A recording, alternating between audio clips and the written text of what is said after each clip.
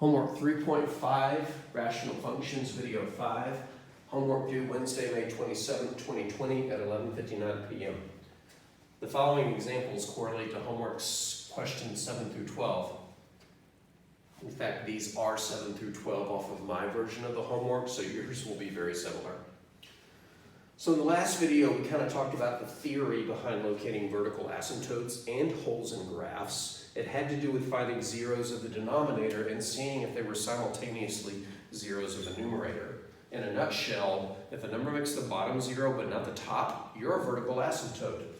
If a number makes both sides equal to zero, you're probably a hole in the graph. It's a multiplicity argument, but as I said at the end of the previous video, in these examples and the ones in your homework, it won't be a multiplicity argument. So for the purposes of this homework assignment, if a number makes both sides equal to zero, it's a hole in the graph. So let's find the vertical asymptotes for these 5 examples. Let me partition these. It's kind of crowded up here. There we go. That's better. Okay, so let's start with A. F of x equals x over x minus 6. Start by asking yourself what makes the denominator equal to 0. Now sometimes you may have to put it equal to 0 and solve it, but in this case it should be pretty transparent that x equals 6 makes the bottom equal to 0. Now, will 6 make the top 0? No. Putting 6 here will give you 6. Since 6 makes the bottom 0 but not the top, the conclusion, I'm not sure if I've shown you the 3-dot triangle before, but it's a symbol, a math symbol for the word therefore. It means you're about to draw a conclusion or answer a question. I'm surprised that I haven't used it yet, but it's so common to me that I will use it without thinking about it. So I'm going to warn you about it and probably start using it in the future. But the 3-dot triangle, again, is the symbol for the word therefore, meaning I'm about to draw a conclusion. Therefore, there's a vertical asymptote at x equals 6. What about the second one? Well, the denominator is already factored, but you can set the denominator equal to 0 and solve it, but it's factored in equal to 0, so I would put each factor equal to 0 and solve each one. This one's already solved. It says x equals 0. Solve the second one, you get x equals negative 5. Now, before you christen them vertical asymptotes, you have to check with the numerator. Do either of these values make the top equal to 0? No. The only value that would make the numerator 0 is negative 3, and neither one of these are negative 3. Therefore, this graph has 2 vertical asymptotes at x equals 0 and at x equals negative 5. But what about the next one? Has the exact same denominator as before, but do you see the issue? If we solve the denominator equal to 0, we're going to get the same values, x equals 0 and x equals negative 5. But they're not both vertical asymptotes. Which one's not a vertical asymptote? This one.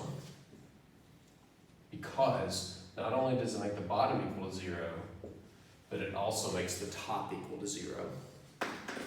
And they have the same multiplicity.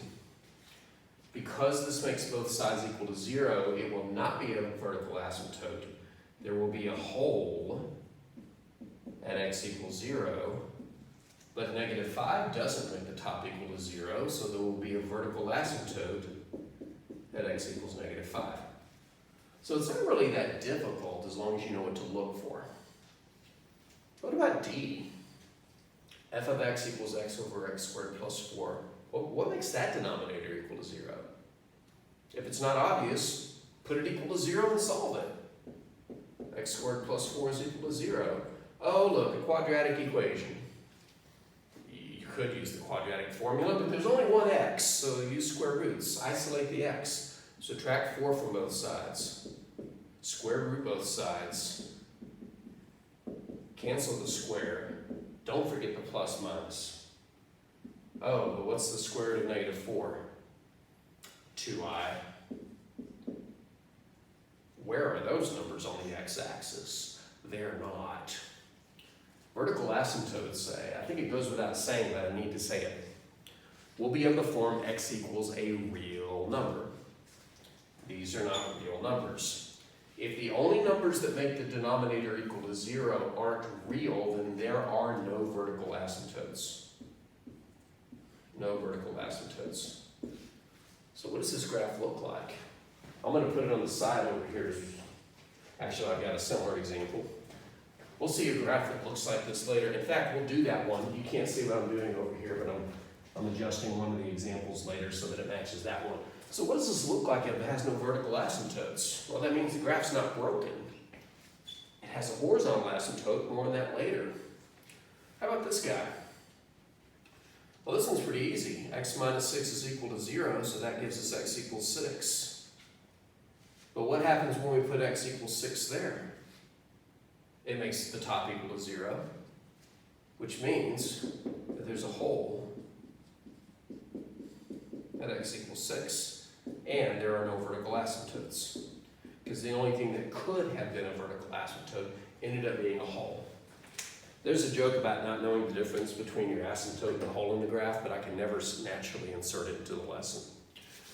All right, so locating vertical asymptotes is pretty easy. You basically solve the denominator equal to 0, but before you say you're an asymptote, you check the top, because if you make the top equal to 0 also, then you'll have a hole in the graph.